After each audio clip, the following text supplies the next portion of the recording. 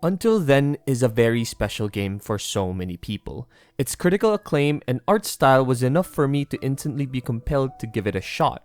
But I was reluctant because this game was heavily inspired by Filipino culture, and last time I gave a critically acclaimed Filipino project a shot, I was also shot with a massive amount of disappointment. But since I am a Filipino boy myself who loves story-heavy games, I can't really stay away from this game even if I wanted to, so I gave it a shot, and I was amazed at how much this game has been living in my head rent-free for weeks now. This game is impressive in so many ways. The setting feels like it was directly picked up from my memory and placed into a game. It was uncanny how well this game portrays the high school Filipino life so accurately. The noise pollution of the cars zooming out of your window, the taho and the puto vendors calling for customers, and that obnoxious living cocks that screamed their lungs out every morning was captured so well that I can safely say that the sound of the Philippines truly lives in this game. And if those were for our ears, our eyes are also treated with this great art design that embodies nostalgia at every step. From the classroom layouts with those important faces at the top of the blackboard, the trashy urban Filipino streets, and to the graffiti that you can see at every corner of the city, I was awestruck at every little detail that this game represents. Each screen almost felt like a game within a game where I pinpoint accurate representations of what I have lived myself. This game wears its Filipino-inspired setting on its sleeves, making the setting a living, breathing part of the game itself. I can go on and on about how much this game is a love letter to any Filipino game out there, but I'll stop there to address the best part of this game, at least for me, and it's the characters. The characters of this game are so good that a static screen of them talking about socks would have entertained me no matter how long they talked about it. I got invested in almost every single character in this game because of how well written they are and how great they bounce off each other. Each character has their own personalities, struggles, and quirks, and Mark, our main character, has such good chemistry with every single one of the cast of characters that I never got bored of their dialogue. I love the bond that Mark, Kathy, and Riddell have. Seeing them talk to each other really feels like they have been friends for years and we just happened to see one of their hangouts. This dynamic was probably my favorite in the whole entire game, but next to it is the romance that blooms between Mark and Nicole. Seeing these two characters grow from strangers who detest one another to friends and later even more than that was just something I didn't know I needed to see. Every time they interacted with one another, I felt something, whether it be glee from seeing them tearing each other apart with words, or sadness when they share their pain and happiness with one another when it comes to overcoming their own trauma. I can really say that every time a scene ended, I was filled with sadness, hoping that it would have just gone a bit longer. Now, you might say that I just can't seem to shut up about praising this game, so what happened? Why is this the title of the video? Well, this'll be a long one. For those of you who have yet to play this game but are interested, this will be your final warning to just stop and play this game already. If it's a game you think you'll like from what I've just said so far, then you'll probably enjoy it too. Much more if you're the type of person to enjoy the journey more than the destination. Now, for those who have played the game, have watched someone else play it, or just don't care about spoilers at all, I hope you'll get to enjoy all my ramblings about this game. This game is divided into 3 acts. It's divided rather cleverly too, since you start the game by thinking that the first act is the whole game. I genuinely thought I just finished it all and was already sharing my thoughts mid-credit sequence. Here are unsatisfying. So I was thoroughly surprised when I found out that this was actually a regression series in disguise. I didn't know that Google was a fan of plot twists, but my god did it lie to me to preserve this reveal. Now, the acts all serve different purposes and focus on different parts of the game. The first act is an introduction to the whole game, go figure. The second act focuses more on the different group dynamics that arises from Morbin and cementing the mystery of the whole game. And finally, the third act is more on Mark and Nicole and the conclusion of their story. The first act of this game is probably the best arc, at least in my opinion. This is the act that had the most amount of character interactions, the best dynamic between Mark and Nicole, and the most amount of questions and probably the best ending. To most Kathy fans, this probably sounds like blasphemy, but I'll explain my thoughts as we get to it. Although I just said that Act 1 is the best arc of the game, I don't think that the first hour of Until Then is the most enticing to play. The game runs you through introducing Mark in one of the most unflattering ways it could. He's sloppy and he's irresponsible. He is literally the type of person I used to despise using my high school life. Not only did he stay up all night playing games, forgetting to do his part in the group project, he also lied about it. And I can't believe that the game this early on reveals itself to have the illusion of choice. Like, I chose the option to tell Luis, Mark's groupmate for the project, the truth. My reasoning being that we could still rush the PowerPoint presentation, or in this case slides, if we all work together, but Mark literally takes control and deletes the message just to lie to her instead. To say I didn't actually do it.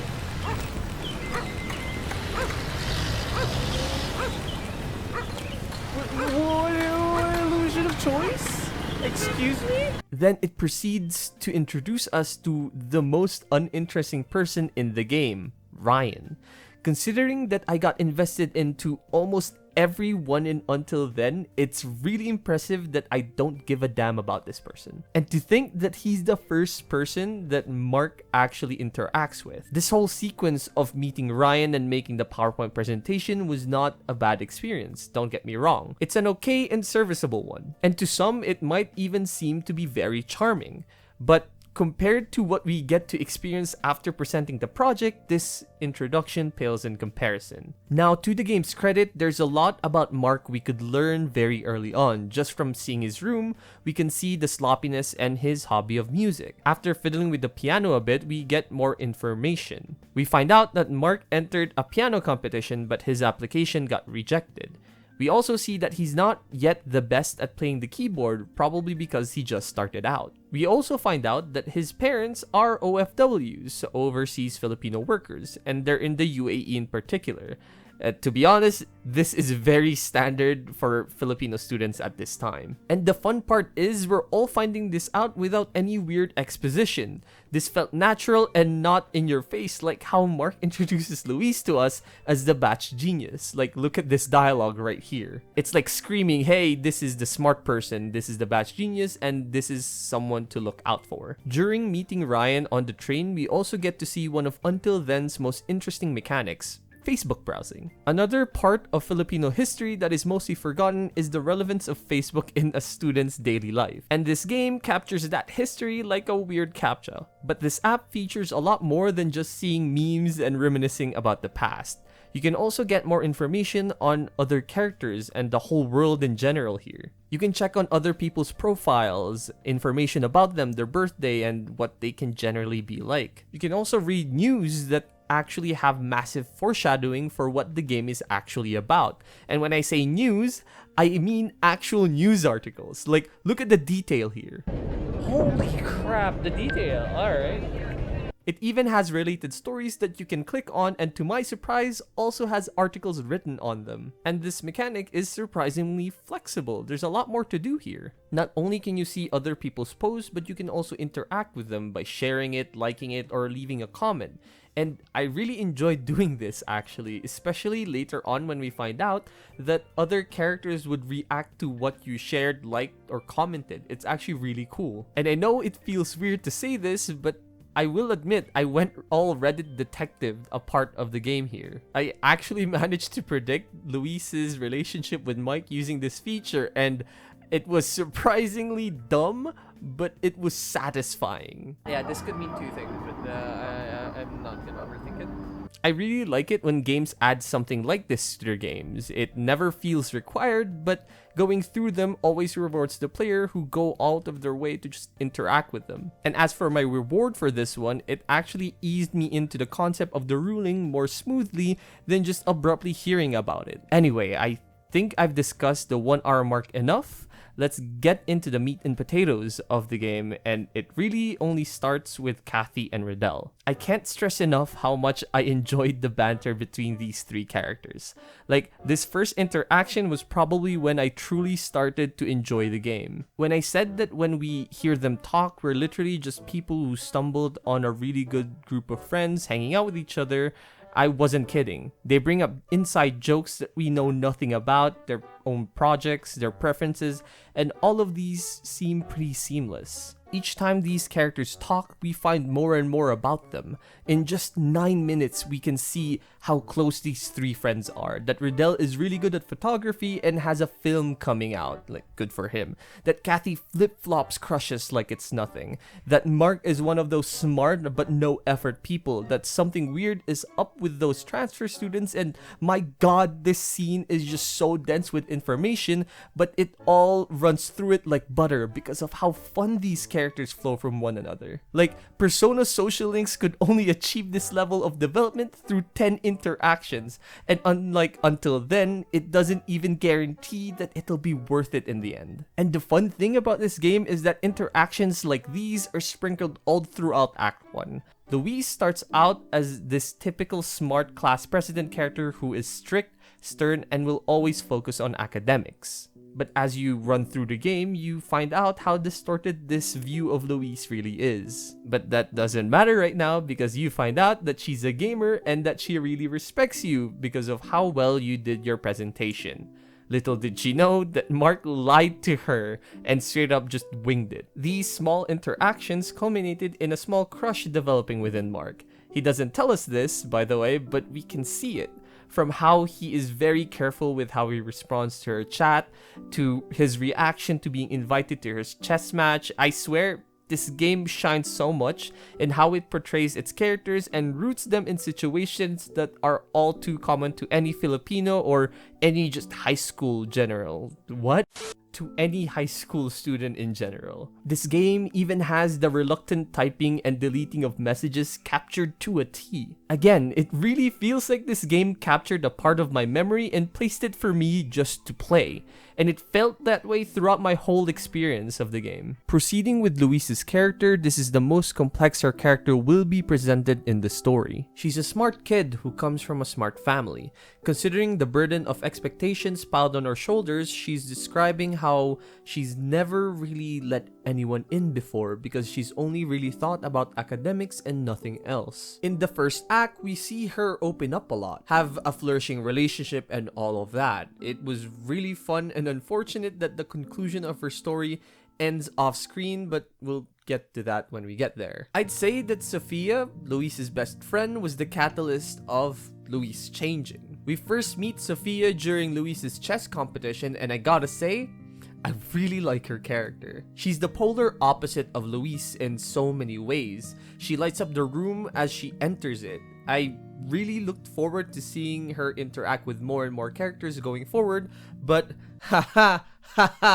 And during the chess scenes, Mark's crush on Louise literally gets crushed by the introduction of Louise's boyfriend, Mike, giving birth to one of the most relatable photos in the game. If you have played Until Then before, then something probably seemed wrong with what I said earlier about Mark, Kathy, and Riddell's relationship being the meat and potatoes of the first act, because that was actually a lie. In the first act, it's actually more of a duo, but that doesn't really invalidate the things that I said about the relationship. This just gives it a different development. Kathy is probably my favorite character in this game, and her relationship with Mark is probably the heart of the whole entire game. It's really rare seeing this kind of platonic friendship between male and female friends portrayed in media. There will always be some sort of romantic undertones baked underneath friendships like these, which is a shame because of how common they actually are. During my high school days, I actually had more female friends than male ones because of the male to female ratio in classes in the Philippines. Like, I swear, unless you're in an engineering course in university, there will always be like a 30 to 70 ratio when it comes to the sexes. Anyway, tangent aside, Kathy and Mark's interactions were always fun to watch, and also had so much subtext that sometimes the audience actually captures something more than the characters themselves. Like, throughout the whole game, we can see the connection between Kathy, Mark, and Riddell slowly get thinner, but Mark never really saw this happening himself. We, as the audience, saw Kathy feel like she's being left behind slowly but surely throughout the whole entire act, and Kathy never tells Mark nor the audience about this, at least for now. All of this comes from her facial expressions, her actions, and the subtext of her dialogue. This relationship was what first got me fully engaged with this game in the first place, and seeing it slowly but surely fading out more and more was just devastating. But to me, it's such a realistic portrayal of it. You miss a lot of things when you're young and hanging out with your close friends. Sometimes you miss hints of them struggling and you just don't get it yet. And sometimes you only truly realize it in the end when it's already too late. Speaking of struggling though, I had a really hard time where to put the piano club in this video, but I decided to just add it here. The piano club will always be the most underdeveloped part of all acts. This is because the club really only serves more as a plot device than an actual set of characters that were well written to have substance. And no, I don't dislike the piano club and its members. I actually really had fun watching them all interact with one another. But my enjoyment stops there since all of their personalities are one note and just serve as background noise for developing Nicole and Mark's relationship and just push the plot along. Like, think about it. Samantha is a music nerd who was inspired by Mark at one point. Justin is someone who likes Elise. Elise is a kind club president who wants to stop the elitism of the club, and Carlo is an elitist member of the club. Apart from all of these descriptions, can you really say much more about these characters?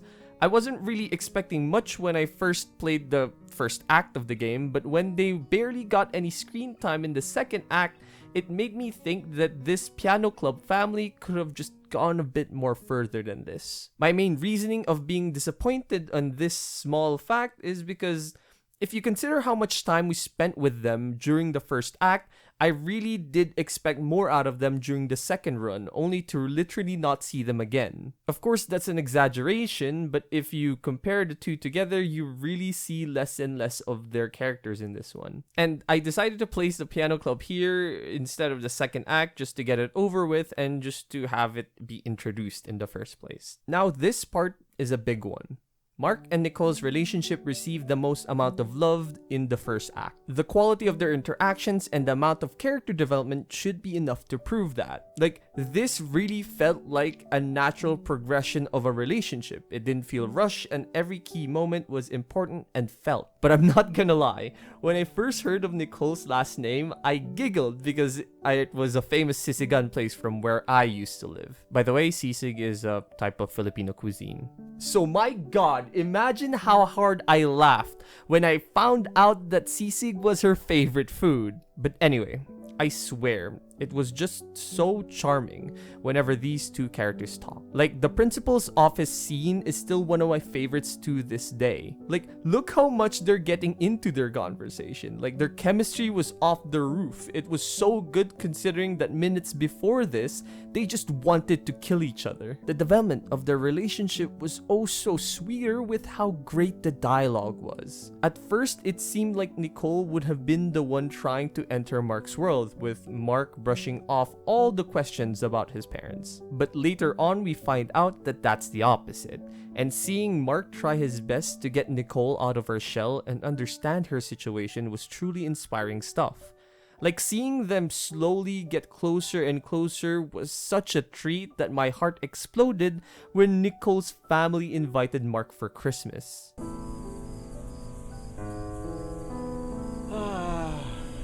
So good.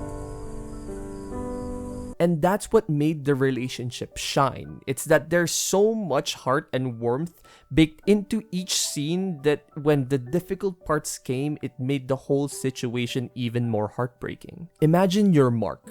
You think you're finally getting to understand Nicole and her trauma, only to be vastly confused when you stand in a creaking house on the verge of collapse. And in front of you is Nicole saying things that you just don't understand, only for you to get tense and say things that you don't really mean. It gets very intense, and that intensity brought you to the realization that understanding someone who hasn't moved on yet requires you to wake up and stop running away yourself.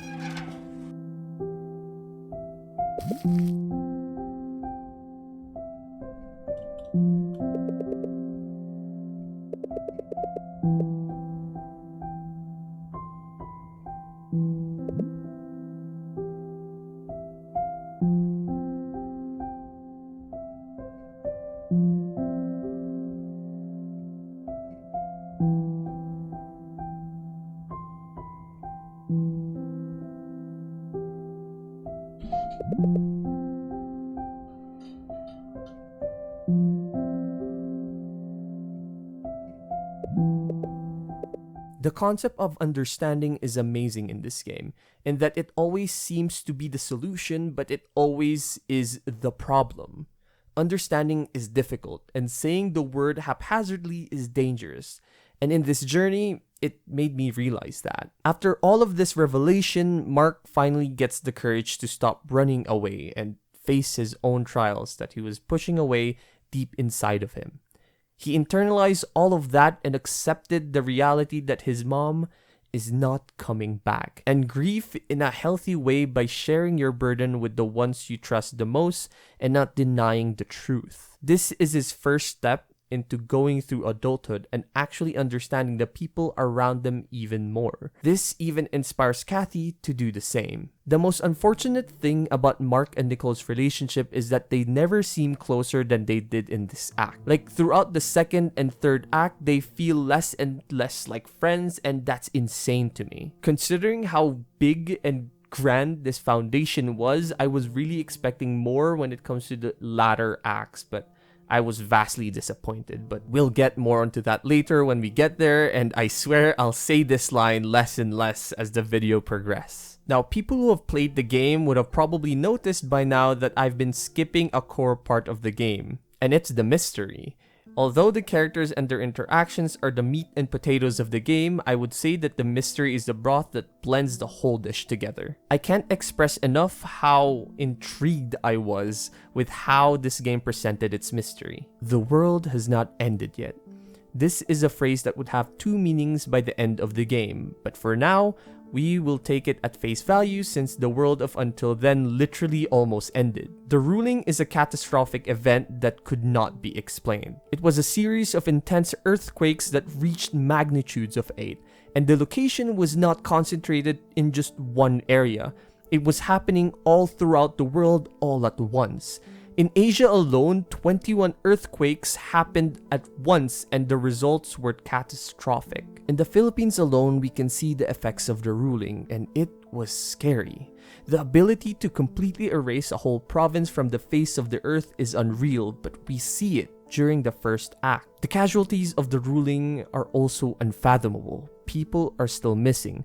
Rescue efforts are still in place, and the people who did survive were left injured physically and mentally. Mark's first visit at the hospital shows how gruesome the effects of the ruling really is. Even at its best case scenario where the victims actually survive, you see people missing limbs, injured necks, unexplainable comas, families torn apart, and it was just an unpleasant picture. But morbid setting aside, I love how the series treats the ruling. The event itself was almost an impossible occurrence, yet it happened. The comas that result from people who didn't have physical injuries were bizarre, and so we are faced with the question of, is there really more to this than just a natural disaster? Is there something more sinister or supernatural happening at play? Even Alex Jones' levels of posting were shown in Facebook expressing doubt that the ruling even happened. This doubt of the supernatural is the foundation of the first act's mystery. After the ruling, false memories start to appear in people's heads. A weird sense of deja vu becomes the norm, and that should never be the case. As Luis puts it, it's highly unlikely for this to be a coincidence and that you have more chances of winning the lottery twice in a row. After the false memories, people start disappearing. No sign of where they went or how they disappeared, as if they vanished into thin air or were spirited away. Mark and most of the characters might not be victims of the ruling, but they do experience two of the latter effects that I just mentioned. From the very beginning of the game, something always seemed off. This all started when Mark casually said that the weather was nice to Luis, and Luis responds with, "Yeah, I'm glad that the raining stopped." This starts the mystery box because Mark proceeds to respond with confusion, since it hasn't rained the whole month. As the conversation continues, a static noise fills our ears as abruptly as it stops. These static hints are sprinkled all throughout Act 1. From mentioning transfer students to meeting Nicole to going to the hospital to visit Sophia's grandmother. And the root cause of all of these happening are those weird sense of deja vu. Every occurrence is hinting that everything seems way too familiar than it should. In some cases, it's so strong that it even meddles with Mark's psyche and makes him hallucinate during the hospital visit. After some time, Louise and Mark theorize that during rainy days, if someone isn't being observed by another person before the rain stops, then there's a high likelihood that they might disappear like Jessica and Polly. So far, this mystery might seem like a clear-cut example of the supernatural, but what I love about this mystery is that it's more Umineko and Edith Finch than Hyoka. As we go through the game, slowly we start to get hints that something's not really right about Mark. Whether it be depression, trauma, or some internalized problem, we don't know, but something has been bothering him. I first caught a glimpse of this when Nicole was asking about Mark's parents and saw his reluctance to share. His subtle facial expressions hinted that something was a bit odd about this. It's not just about sharing about his parents, it's also about the painting. Something's a bit odd about this one. After that, there was that time when he got home on a Friday night and didn't really know what to do. He tried watching the TV, but nothing clicked. He tried playing games, but it felt pointless. The scene was really weird because it felt really lonely. These scenes in isolation and on their own, I don't really think that there's any deeper meaning behind these, because even I've felt this before. But as more and more of these small things pile up, it starts to form a picture that Mark isn't mentally well. And so the questions begin. Are all of these false memories a coping mechanism? Are multiple people experiencing it all at once because of something supernatural, or is it because they have all recently experienced a disaster of unprecedented scale that they just want an explanation for something that's really hard to comprehend? When Jessica and Polly mysteriously disappeared, was it really the work of the rain, or was it just another unfortunate disaster? Was it neglect, clumsiness, or a kidnapping? All of these culminate in such a cool mystery that it kept me guessing all the way to the end. And I expected a fitting conclusion for it, and well, I didn't really get that in Act 1. It was an M. Night Shyamalan twist if I've ever seen one. And speaking of conclusions, let's talk about the most contentious part of Act 1, and it's the ending. After Mark's acceptance of his mother's death, he writes a letter about it to share his story with Nicole, in hopes of having a better understanding with one another.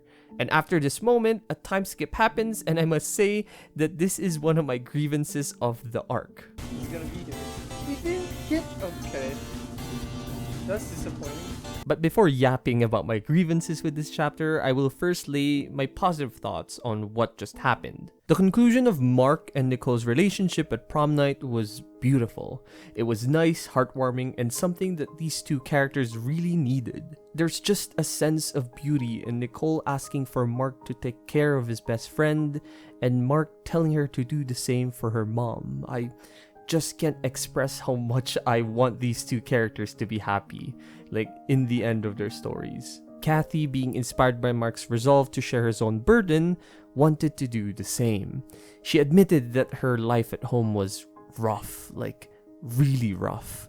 We can see signs of abuse with how much bruises and scars she has on her body. Hints that her home life wasn't ideal has been foreshadowed all throughout the act. From how much her parents call her, how much she doesn't want to go back home, how her brother treats her, to even wanting to have long-sleeved dresses, even though she really liked the sleeveless version of her costume. This was why she always called Riddell and Mark's company her home.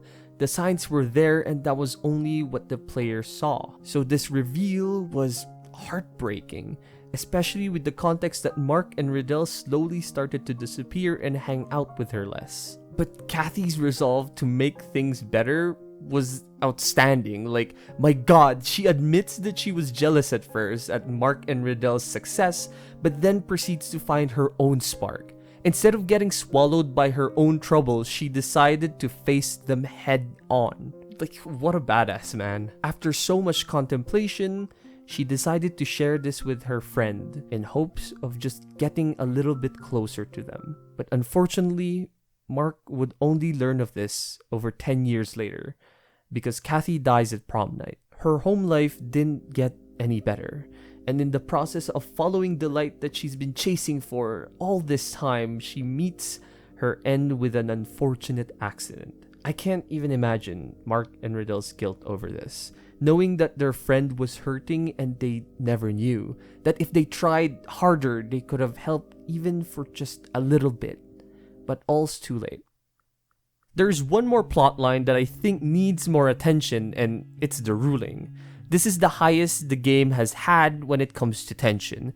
It's raining like hard. So much so that even during a romantic scene like Nicole and Mark's dance, you can hear the raindrops slamming on top of the gym rooftops, like they're trying to desperately get in. There is a sense of unease with each second that passes. We don't know who's gonna disappear, but we know that someone will. And when we find out who it was, my heart sank. The game's portrayal of this anxiety was really spot on. The amount of times that you have to pace back and forth at the dance floor to keep asking for people where Kathy was just intense. It was already tense for me, and I'm not Mark. I really think that it was great storytelling. It was also the idea that will Kathy really disappear that gave me a sense of urgency running through my veins as I was forced to make a decision on where I would go. Honestly, I even reloaded because I accidentally picked a decision that I didn't really want. Why are you saying not now?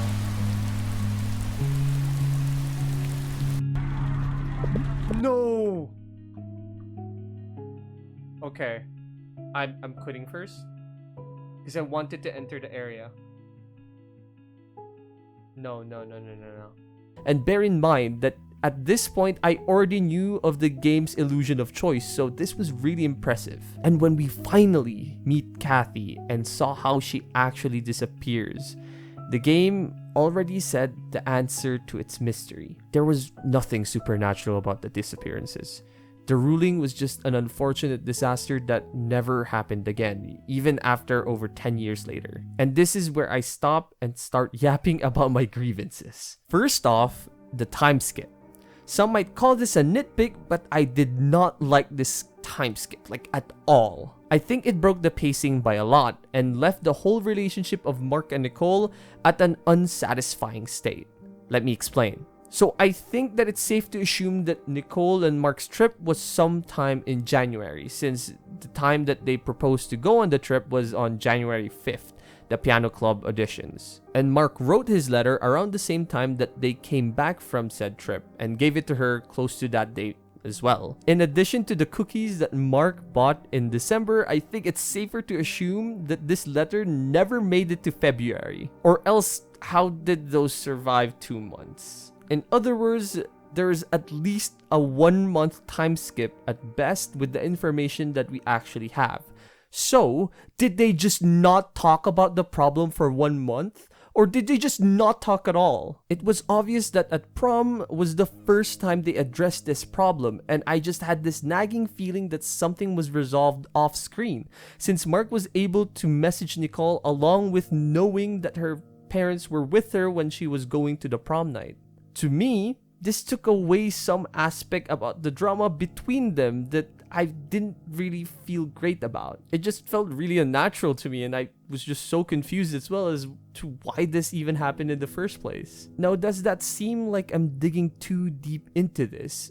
Maybe, but this game really rewards you for piecing things together like this, so I don't think I'm being too unfair with this one, but I can forgive this part if the conclusion didn't feel so suffocating. This might seem contradictory with how I express my love for Nicole and Mark's conclusion, but if I had a word to describe the whole ending of Act 1, it would be suffocating. The main reason for it is because every conclusion to every plotline was concluded in one chapter, so quickly too, if I might add. We have Mark and Nicole's relationship, the death of Kathy, grieving for her death, and then the ruling's sudden disappearance. Then on top of that, we have a time skip that happens. We find out that everyone graduated. Nicole and Mark got married. Luis, Riddle, and Ryan are successful. Sophia's grandmother suddenly woke up and they started traveling together, and Then after all of that, we find out about Kathy's home situation. For a game that took its time with its characters and plotline at every step of the way, this felt so unnatural.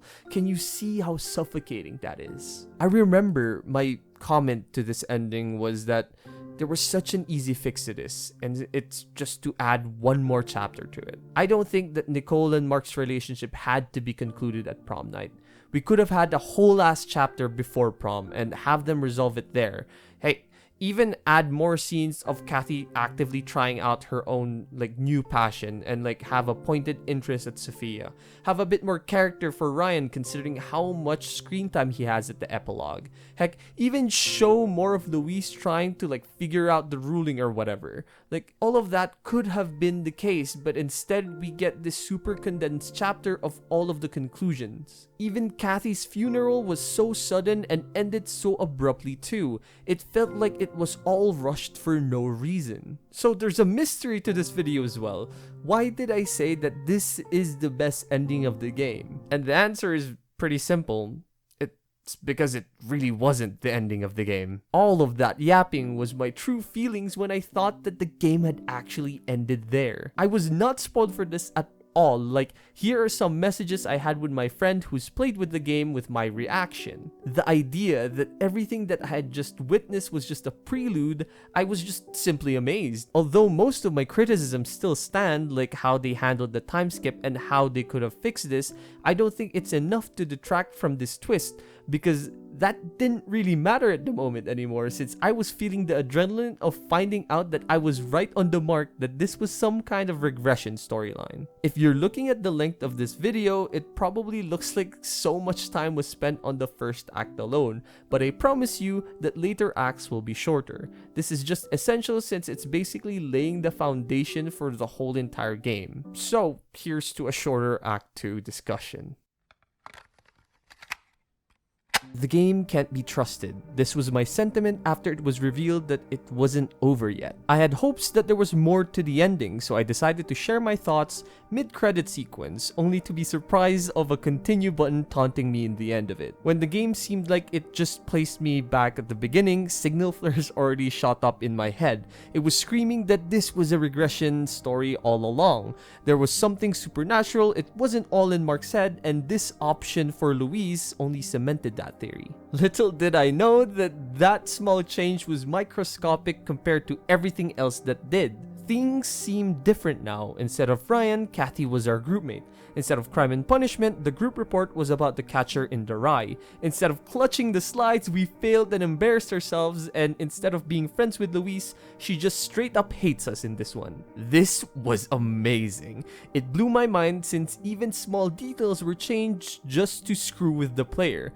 My comment on the setting being a game within a game comes back, but with a different coat of paint. Now I'm pinpointing the small changes in the two timelines, and since I just played the whole entire game for 4 days straight, every little detail was still fresh in my mind. This poster was different. She wasn't here before. I can't believe that Jollibee is the most consistent thing about this game. And when more and more big changes started to appear, I could safely say that Until Then has had me on board on whatever it wanted to do. This was so much fun for me, and I can't be alone in this sentiment. It felt like Until Then was just a gift that kept on giving. Now, to keep things shorter and more organized, here is a summary of the major changes between the two timelines. Riddle never gets his big break, causing most of Kathy and Mark's scenes to change. Mark and Nicole open up much faster than before with this one, but adds Kate into the mix. Louise never gets close to Sophia and Mike in this timeline, along with not liking Mark at all. The mystery is no longer a debate on whether things are real or supernatural. Instead, it's why we're going back in time. Everyone seems to remember the previous timeline more vividly than the first act. A new set of theories, and the ending is even more depressing, and I didn't know that was even possible. Let's go over them one by one and catch on how this is probably the most fun the game gets when it comes to its plot. When I was describing Riddle, Kathy, and Mark's relationship being the best social link in this game, This was the arc that I was referring to. It was so impressive how much adding Riddle changes the mood of all the old scenes. Familiar events seemed so fresh with just his addition. It almost felt like I was having one of those false memories now with how distinct yet familiar everything felt. Almost every single one of Kathy and Mark's duo scenes became a trio, and I absolutely loved that. Not a single scene's mood was retained, and that's for the better. All this time, whenever Kathy and Mark gets a scene together, it always ends up more somber and sad than it started. It always starts out joyous, only for it to end on some depressing conclusion.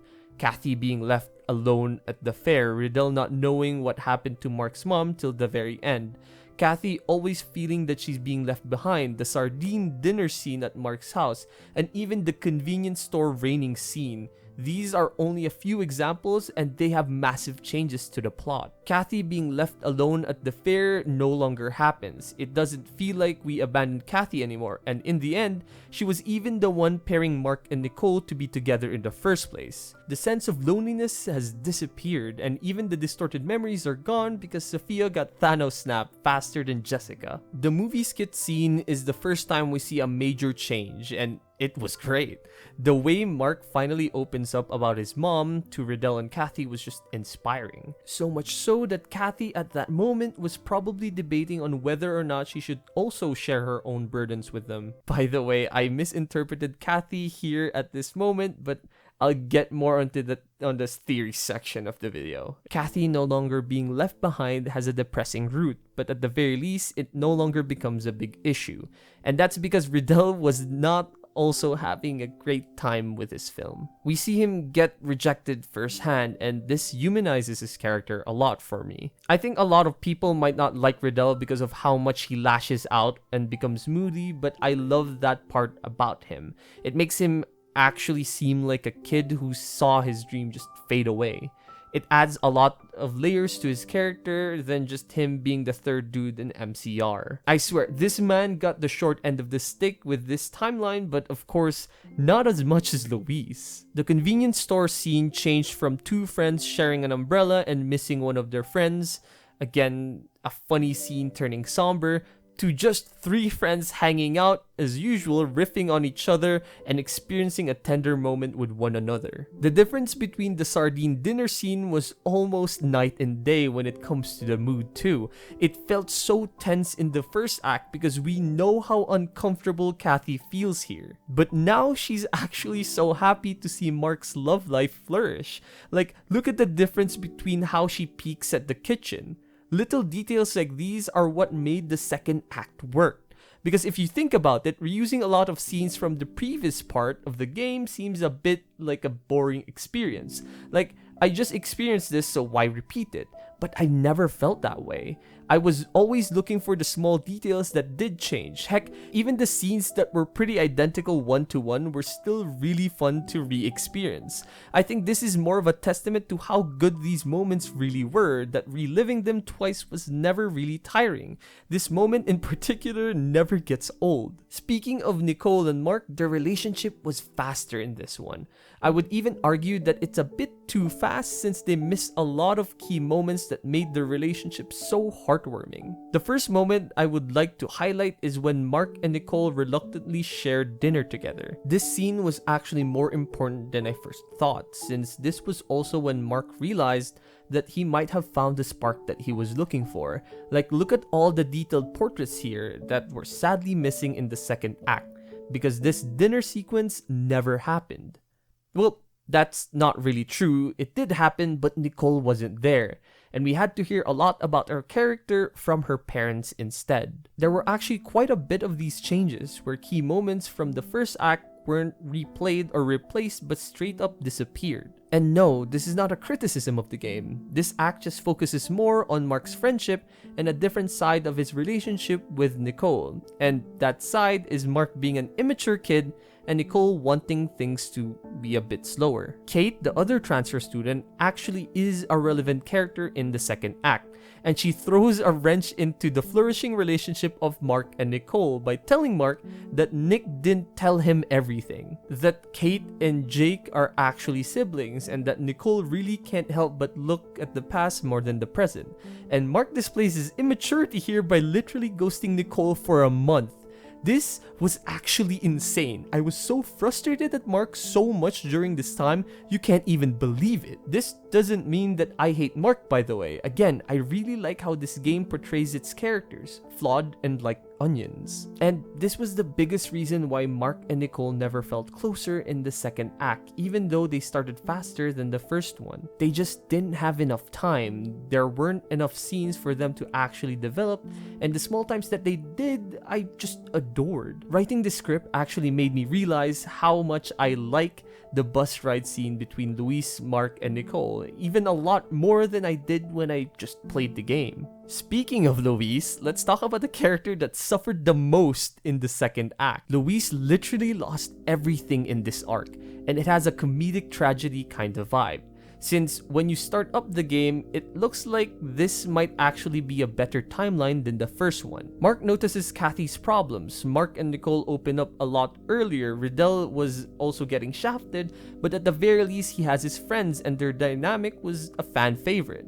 And then we have Luis that lost Mike, lost Sophia, lost her opportunity to go to her dream university, and proceeds to lose her life in the end. This Luis is vastly different from the one we met on our previous run. She's basically the person we first thought of her to be. She's strict, stern, and has a knack for focusing on academics to the point of obsession. And this obsession is still deeply rooted on the burdens of expectations that she carried before, but what was missing was that she never sought out to change that. She's still shackled and couldn't get out of her mental prison alone, and the main cause is pretty straightforward. She lost Sophia. We don't know exactly what happened, but Sophia and Luis are probably always childhood best friends in every timeline, judging from the drawing that she got in her dream sequence, and Luis still being friends with her in later timelines. But what we don't know is what could have happened in this timeline for them to no longer be friends.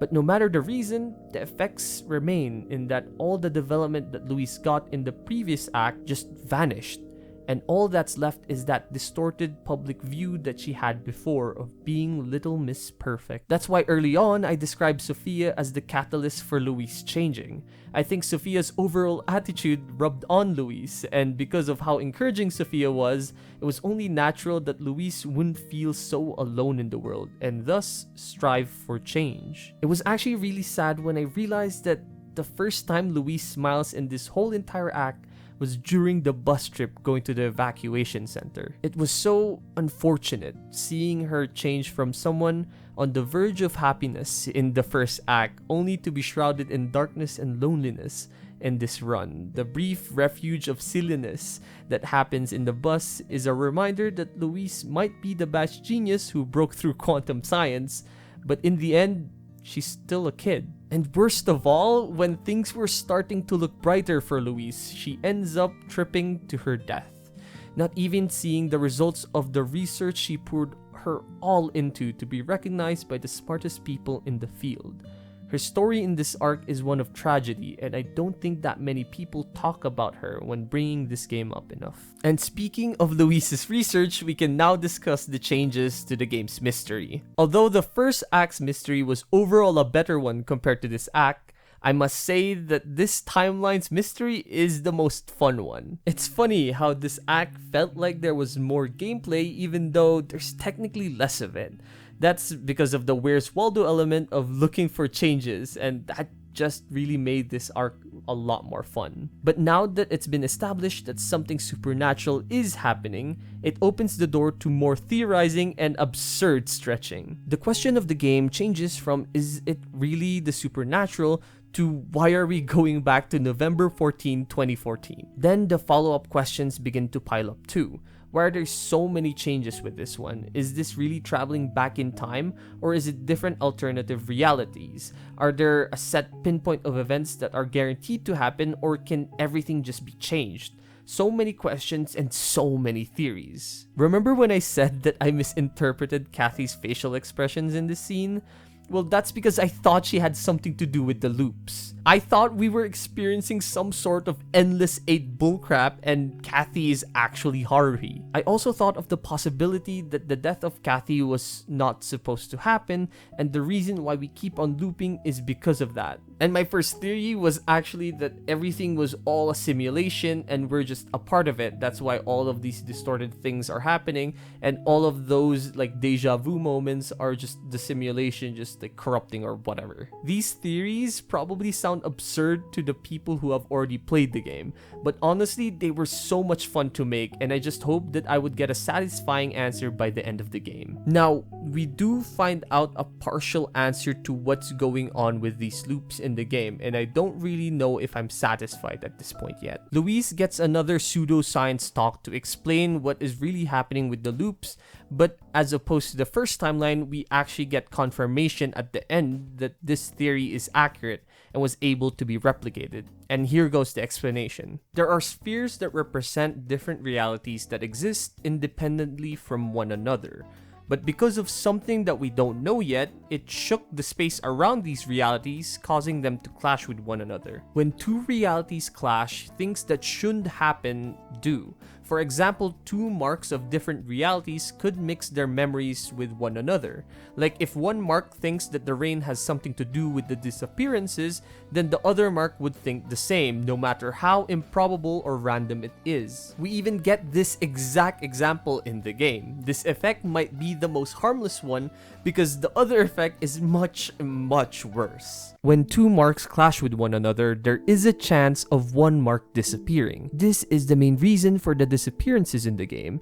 It's just two entities of different realities crashing with one another, and I assume the more realities that clash, the worse the situation gets. This is proven in the arc with how much more vividly these characters remember their past memories. Nicole knows Mark's full name even before she hears about it. Mark knows that Kate and Nicole were old friends, and even the player didn't know about that. It just signifies that things are getting worse and worse, and we'll only know to what extent on the third act. The trip to the evacuation center was probably the peak of my enjoyment in the second arc, at least plot-wise. Like, the lead up from the bus ride to the heartfelt scene of Nicole opening up to Mark was such a treat for the emotional part of the game. But plot-wise, this was the best it got at making the stakes feel large. This is the second time that the game gets this tense, and I welcome it. I had no idea what was gonna happen to these characters, and that sense of danger was what fueled the intensity of the scene. Because of the knowledge of the time loops, I knew that no one was safe. Anyone can die at any situation here, and the story would just go on. And yes, I know that the time loops also like disrupt that sense of tension by saying that there are no consequences, but they kinda do, because each timeline seems like it's different from the last one. The Luis and Nicole here are different from the last one, and that just fuels my sense of I really hope nothing bad happens to these characters. Anyway, back to the plot. After Nicole opens up to Mark on her past and them learning that talking is the best way to get better, an earthquake happens. We hear Luis looking for Mark and Nicole downstairs, and as soon as we get down there, we witness how people disappear. Oh no. Luis? Everything okay? I've never seen them fluctuate so rapidly. Did that cause the earthquake? Something's happening.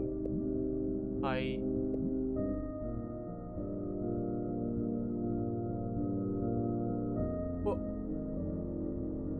No. What? Luis? What's... Nicole? Luis? Nicole?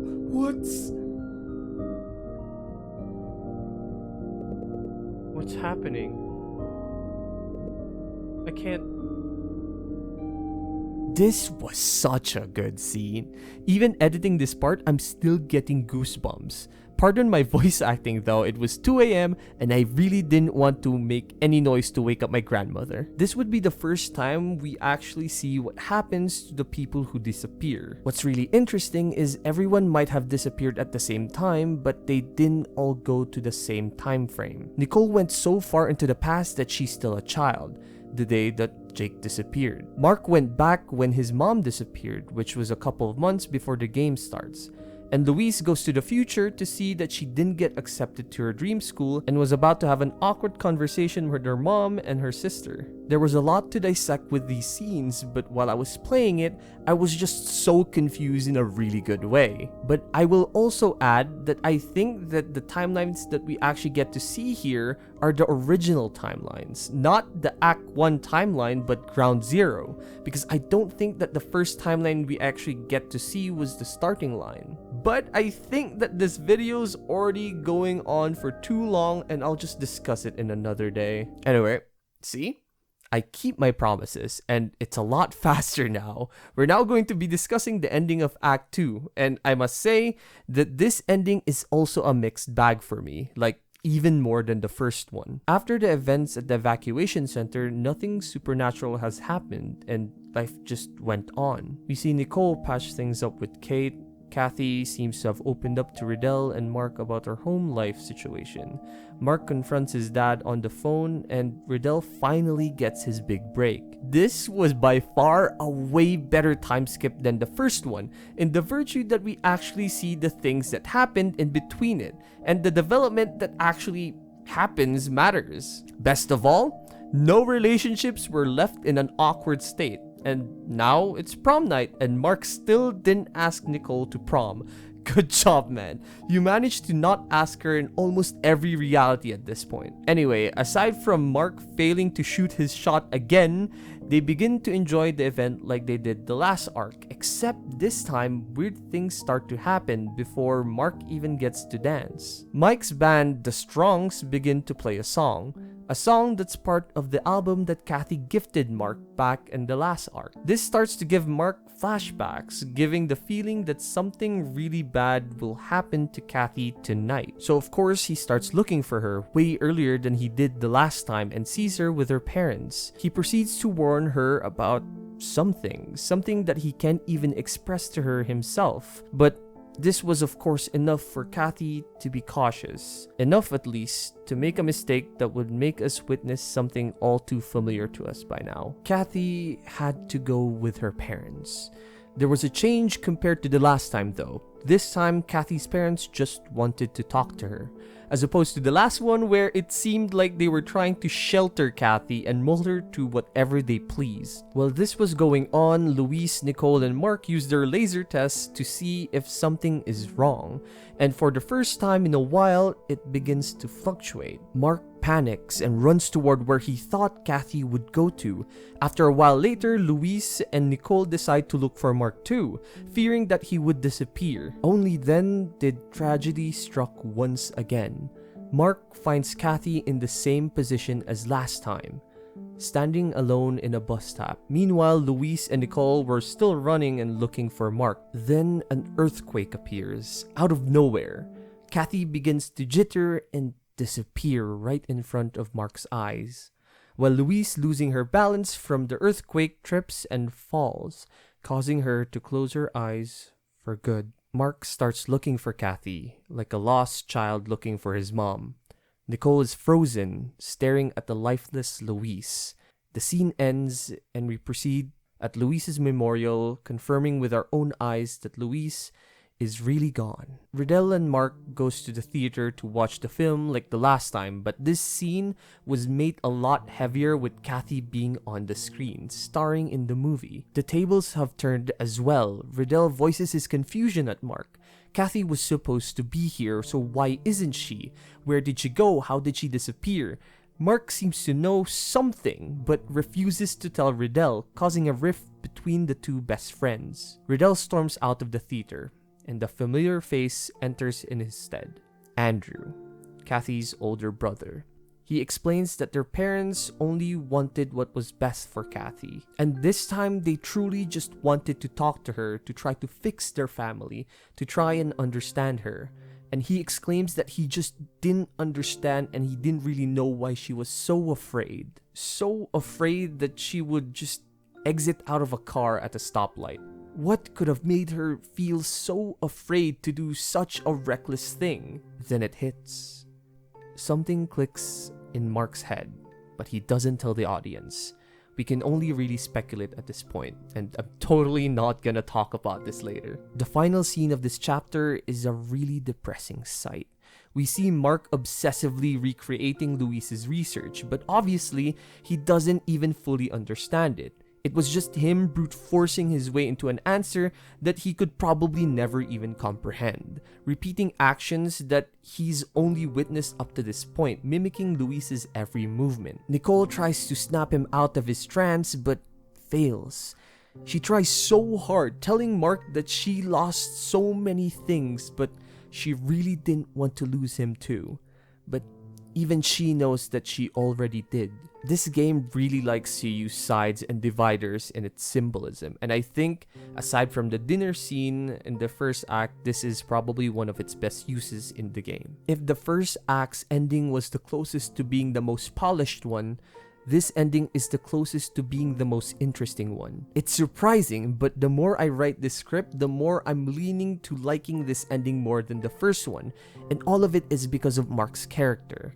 But before I go on to a deeper conversation with Mark Borja, it's time for the obligatory yapping on what I didn't like about this chapter. This one is a minor detail that made me really annoyed. Note that this one is just a pet peeve of mine and that it's such a small nitpick that I wouldn't even blame you if you clicked out of the video right now because it feels like I'm being dishonest about this game or disingenuous. But where does Louise pull all of her science out from? Like, come on now. I looked past her talk about particles in the last timeline, but this one was just way too confusing. And when I say confusing, I don't mean I didn't understand it. I did. What I don't understand is how did she come up with that conclusion? How the hell did she come up with this split laser test? No matter how many times I run it through my head, I can't get a scenario of Louise fiddling with a laser in a cafe and suddenly stumbling upon a pattern that should be impossible. More so is that this was discovered in an outdoor cafe, so she would have either gone here on top of a hill at night and discovered that, or the laser rolled underneath something dark while still being turned on with a rubber band in between it, and I think you get my point. I thought of the possibility that this is all coming from a hunch from future Louise timelines, but the problem still stands on when and how did it start. So many of Louise's theories are like this. I keep asking myself, how the heck did you arrive at that conclusion? Theories like the hotspots are places where there's a high concentration of ruling victims and that people might disappear if no one is observing them are fine. I actually like those because they make a lot of sense on how she would arrive at those conclusions. Jessica and Polly were alone when they disappeared, so it was a fair assumption that when left alone, you could disappear. The laser fluctuations have a high chance of being related to the ruling, so correlating the ruling and the lasers makes sense. But deja vu being caused by quantum tsunamis that push other people's memories to other people, where did this come from? I get that narrative-wise, that's her use, a smart character that spews out bullcrap when the plot needs it. But did it really have to be this convoluted? A split laser test? Really? Man, that really bothered me more than it honestly should have. Remember the scene where Louise trips to her death? This moment was very confusing to me when I was playing it. I think this is the first time that the way the game portrayed the scene hindered my enjoyment. I was honestly more confused at what was happening than shocked that Louise just died. And before we could even digest the scene, we just kinda moved on from it. To be honest, it kinda bothered me, and I think it broke the tension that it had before this even happened. And I think it could have just been done better, and that's all I'm saying. I failed to talk about this one during the first act since it didn't really flow right, but watching Mark and Louise's performance at the piano auditions was beautiful. So beautiful, in fact, that it reminded me of how bad that was executed in the first arc. Let me explain. The minigames in Until Then ranges from boring but passable to scene ruining. The jeepney coin toss scene was probably the most fun, but was placed in a really odd time in the game, so I was just kind of confused at its addition. The fishbowl cooking game and the fair games were fine but really boring. But the rhythm game was really bad. The implementation wasn't the worst, that one goes to Fongcats, but this rhythm game makes Genshin's and Honkai Star's rhythm sections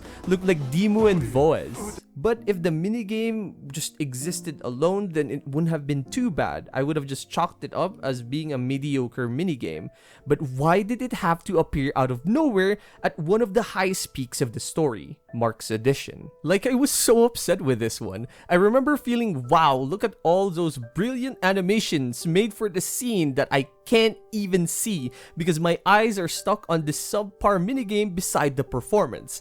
I was so upset, man. And I don't think that minigames aren't possible in this kind of game, but I would have rather had one polished minigame rather than 5 boring ones. Imagine if the rhythm game was more polished and was the mainstay minigame. We practice a lot, especially during the piano club days, so having that built up from the very beginning would have actually been nice. The presentation of the big audition scene could even work if the UI was improved to make it more integrated with the performance and, not make you stare at the most barren part of the screen. And if the minigame itself was just a bit more satisfying to play and just, again, more polished, then I would have actually liked it. I like the idea of having a rhythm game that gets harder or easier depending on Mark's mental state, and man, the missed potential was just there. If only it wasn't such a half-baked inclusion, a weird excuse to add gameplay and say, hey, we have good minigames. But that concludes my yapping. Time for the third act. I believe that you can only truly be disappointed if you had expectations of greatness. And to me, Until Then has never failed to reassure me of how much this game deserves my expectations. Not only has the character writing been impeccable, but its mystery has always seemed to have answers for itself, that it was always building up to this grand finale. Throughout playing the second act, I was never under the impression that the series will end badly. Quite the opposite, actually. So, imagine my surprise halfway through the third act.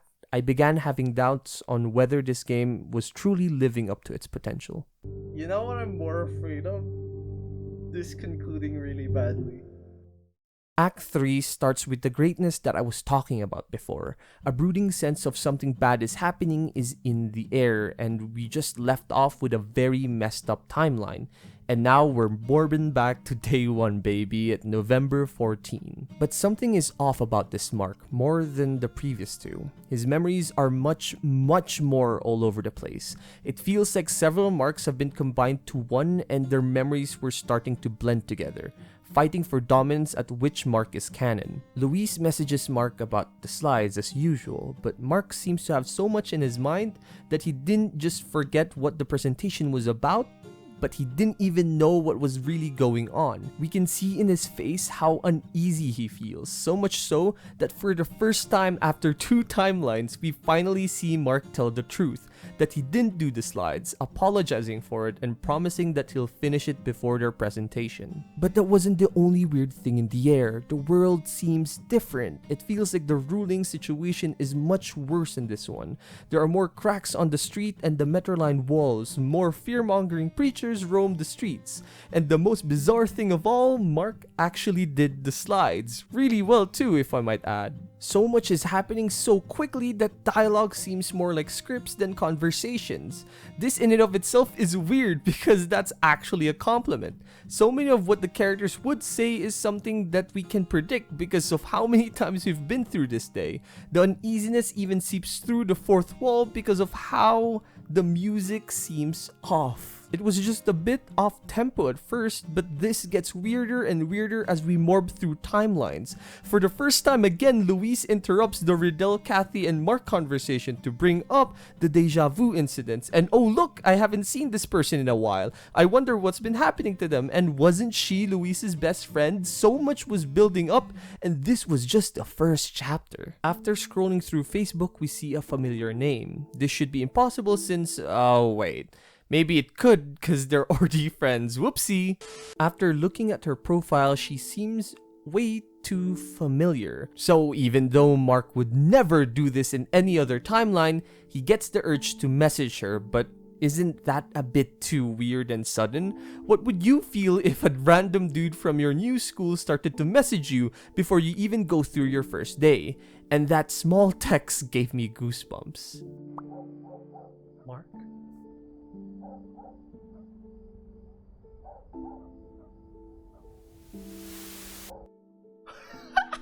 This is so much fun. Oh god. As I gleefully just expressed, this was so much fun. This was the first 20 minutes of the act and it has already had me in its clutches.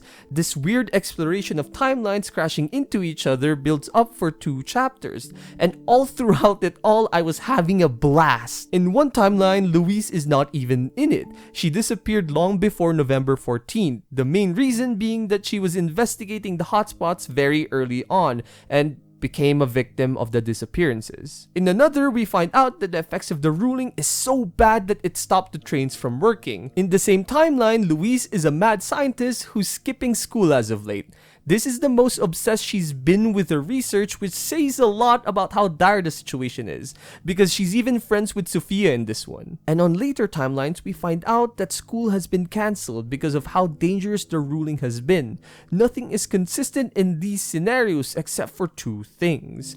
One is that things seem to be getting worse every time we go back to November 14, and that Mark and Nicole are the only ones that remember. Mark and Nicole find out that every time they physically see each other eye to eye in a hotspot, it triggers a time loop. But every time they loop, things get worse. And weirder enough, they witness past memories of the other in weird, distorted ways. They tried to fix this at first by trying to take Louise's advice to not see each other, but through a weird twist of fate, they still accidentally meet one another in the hospital. But one thing's for sure though, their fate has something to do with the time loops.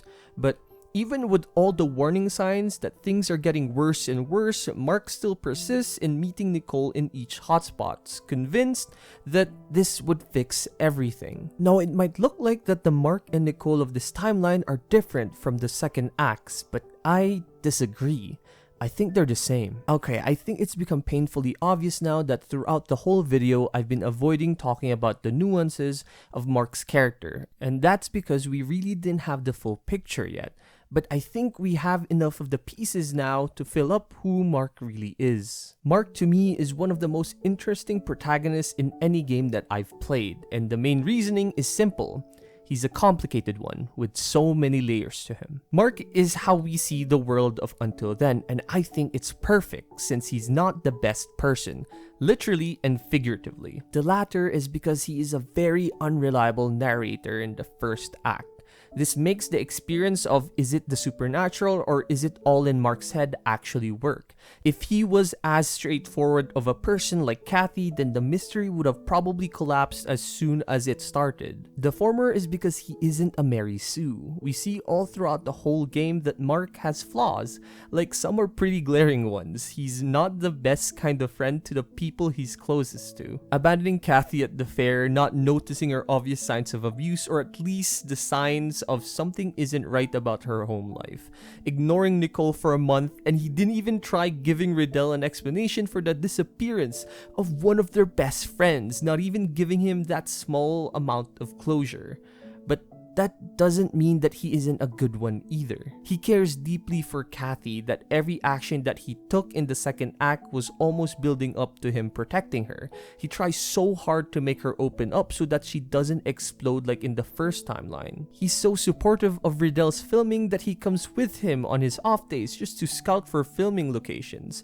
But those onion layers start to intersect. He tried his best to push Nicole to open up about herself, to try and understand her, even offering to come with her to visit her hometown, but a simple thought that Nicole didn't tell him everything made him ignore her, never giving her a chance to explain herself. Mark knew that the rain or hotspots might make people disappear, yet he didn't even tell his closest friends about this, not even Nicole regarding the rain. This is what I mean by layers. Mark actually feels like an actual person, and I really like that about him. But the most interesting part of his character is guilt. The main reason why I said that the second timeline Mark and Nicole are the same as this one's is that they're both in the same disposition. Nicole was ready to move on and try for a better life. Each step that she took was for a better tomorrow. We can see that in the third act, where she would consistently try to meet up with Kate to patch things up with her. But in the same breath, Mark is still in that obsessed state of trying to fix everything, because deep down he blames himself for everything. In the first act, I think he blames himself for Kathy's death. He failed to see her feelings of longing, her struggles at home, her.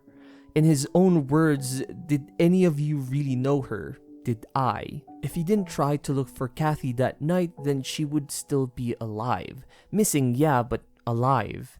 The only reason she got hit was because she was running towards him at the very end. The second act isn't any different. If anything, it's worse. Before Kathy leaves the party, Mark's obsession towards saving Kathy leads her to her own demise. Mark made Kathy paranoid that something really bad might happen to her, causing her to leave at a red light to run towards a hotspot.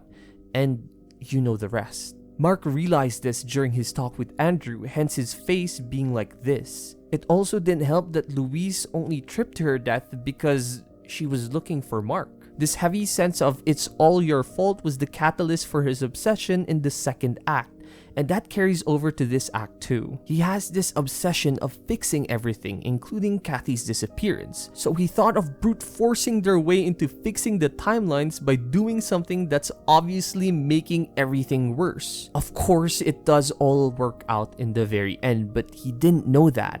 I don't even think he fully believed in the plan or that everything would just work out in the end. All signs were pointing at everything getting worse and worse, to the point that they had to vacate their house in a later timeline. Even the Batch genius told them to not see each other again, but Mark's obsession was even more powerful than that. And I know that there's a lot more factors to that, including Luis not being present when he made that brute forcing plan, but I don't think that absolves his recklessness here. And by the way, I'm not blaming Mark here, nor am I chastising him for all of his flaws and his ways of thinking. He's a kid, a 15-year-old who acts his age. His sense of selfishness appears, and that's fine. His guilt and grief are understandable. That's what makes his whole character interesting, and the possibility of growth is what makes his character work. But as the timelines get messier and messier, we find out that Mark's guilt transcends Kathy's death, since he also has a deep-rooted guilt regarding his mother's disappearance.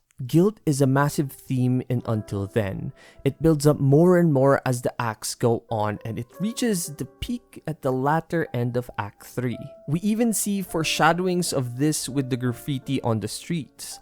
It's all your fault. I remember that I kept seeing this all throughout the game and even led to one of my theories, and it all culminates here. Every time Nicole and Mark regress in this arc, we see bits and pieces of their past. We see the relationship of Mark and his mother go from very loving to resentful, and we witness Nicole and Jake's relationship go from fun shenanigans to Jesus Christ, man. The parallels of Mark and Nicole's story here is impeccable. The shifting narratives of Mark's dad and Kate saying the same thing, but for different situations, speak volumes at how similar Mark and Nicole really are as people. They were both shackled by the chains of grief, continuously blaming themselves for their loved one's disappearance. Nicole feels so guilty that she never saw Jake's pain.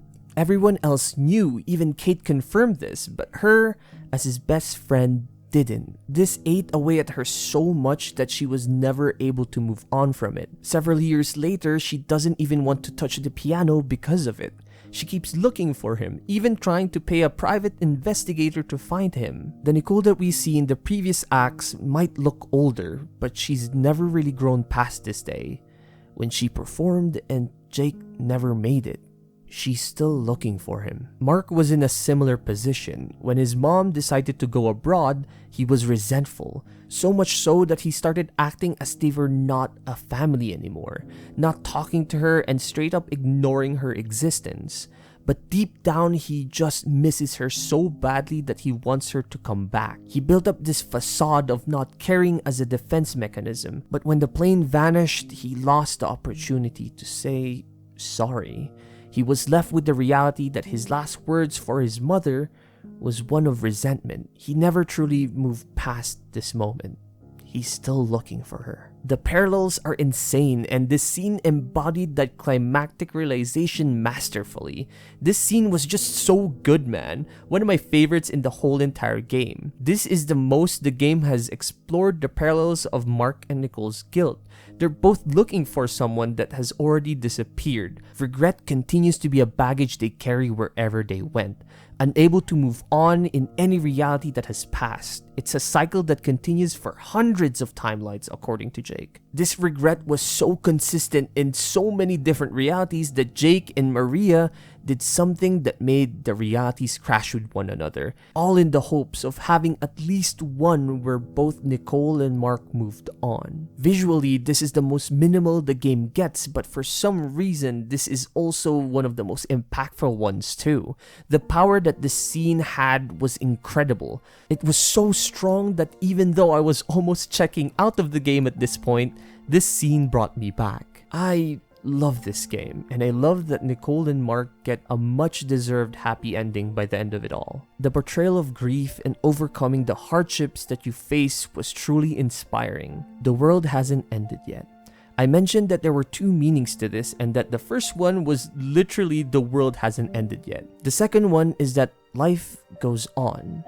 In every timeline, no matter what, the world never ended, and life kept going for better or for worse. The message behind it is not to put an emphasis on what has ended, but on what could still happen, and I just think that's great. Kathy's story of overcoming negativity and facing your problems head on made her my favorite. The mystery's continuous evolution surprised me every time it morphed my perception of what it really was about.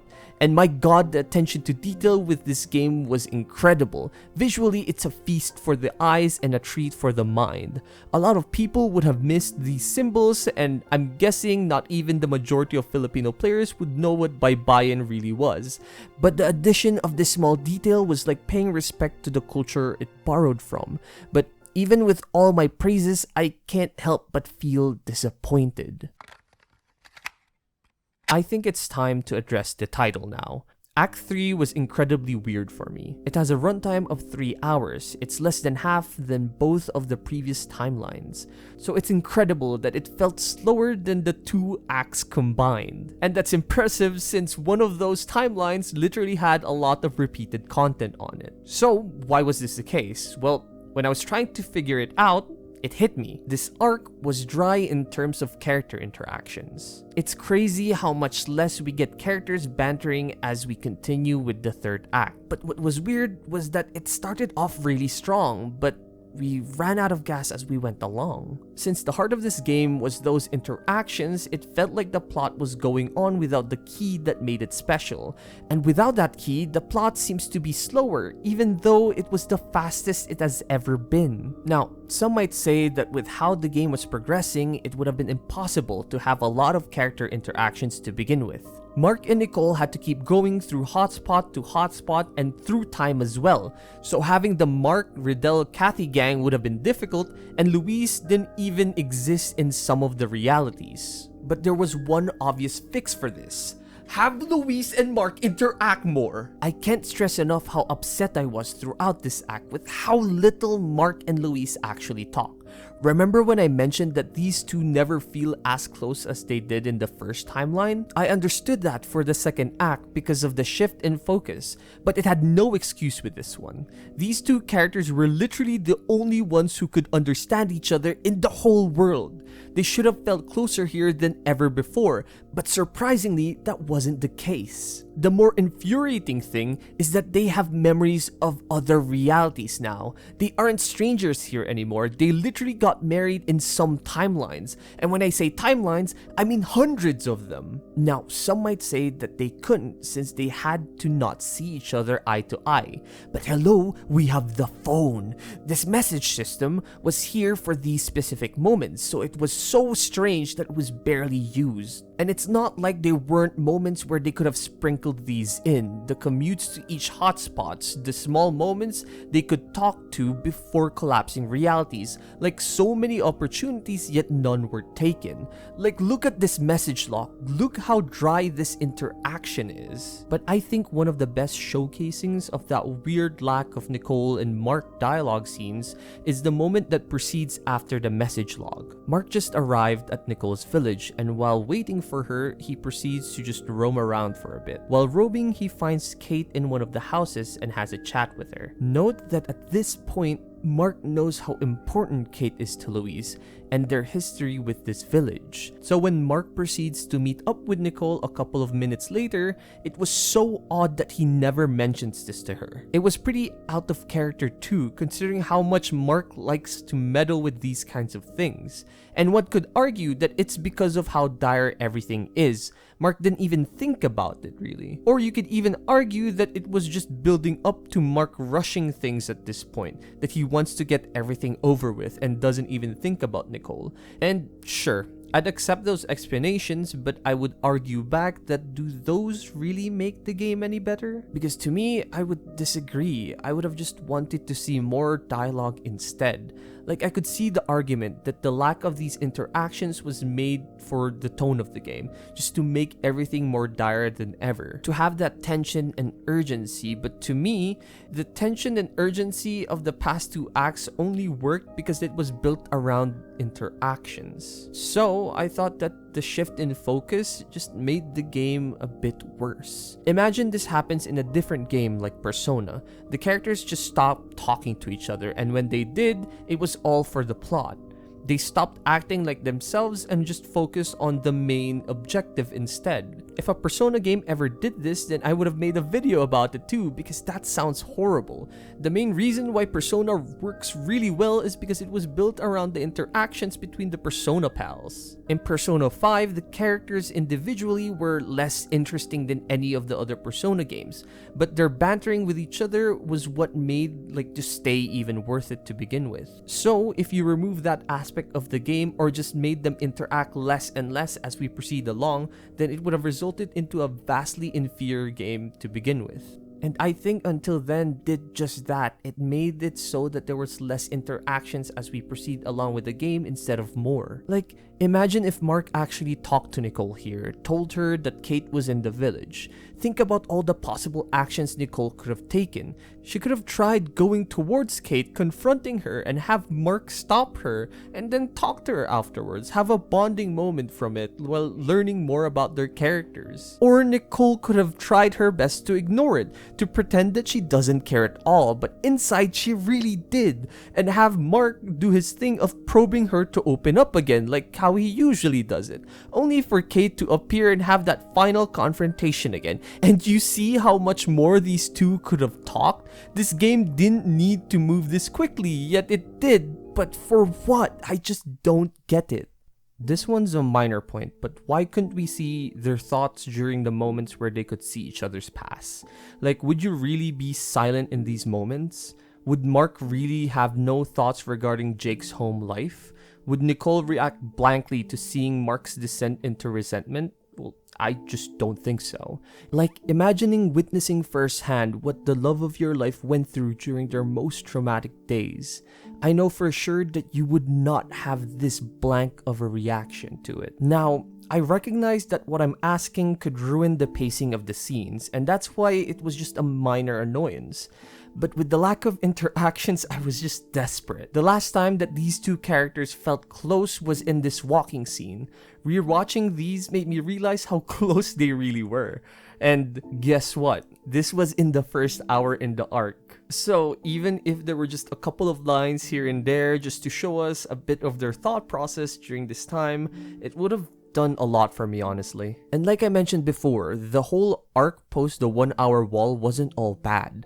There were glimpses of amazing scenes, this montage of Kathy dying in different timelines, this what the heck is happening clip that still has me theorizing to this day, the evacuation center timeline where we actually get some significant Kathy and Riddell scenes. The sauce was still there, but it was getting drier by the minute. It was getting overcooked and no one was stopping the fire. And to top it all off was the conclusion to Kathy and Luis's arc being dealt off screen. I was yapping like an hour ago, Jesus Christ, I need help, about how much I felt cheated over something being resolved off screen. And unfortunately, Luis and Kathy's stories are added into that mix. These conclusions were like a slap in the face for me because I really was invested in these stories. Luis's narrative about her family, her burdens, their expectations were something I was hoping to have a lid on after the second act, especially with how much she got screwed over in that timeline. There was also a significant focus on Luis in the last run, so I was expecting to see more of her here since she is the prime candidate for fixing the ruling, but nope.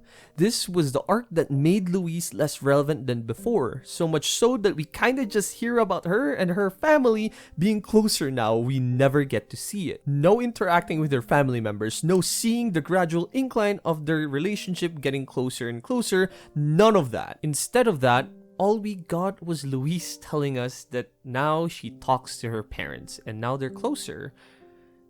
Oh my god. This was also confusing since there was a narrative that even though things are getting worse and worse, at least something good did happen, and it's that she got closer to her family. This was actually an interesting concept. The ruling might get worse and worse, but the relationship of these characters gets stronger in the process.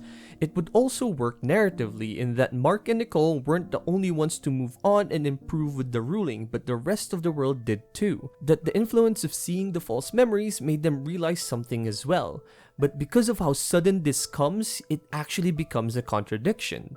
Since arguably relationships were getting worse for Louise. We see her get more and more obsessed with her research as we go on, and we know that her main motive for said research was the burden that she felt from having really successful sisters. So how did it suddenly get better? Another wasted opportunity there. Speaking of her research, we don't really know where that goes to anymore. Such high focus was put on it with nothing to show for it. It was just the game telling you that you wasted your time being invested in these relationships because it never really mattered. You won't see a satisfying conclusion for them. And the worst of it all is that it only gets worse with Kathy. Kathy's story has always been a significant part of the game. I would even argue that she's a main character in this story with how much impact she has to Mark and the amount of screen time she has. There was so much built up to her rough family life that I really wanted to see a happy ending for her, but I didn't expect to only hear about it. In the third act, we find out that she's actually closer with Andrew now,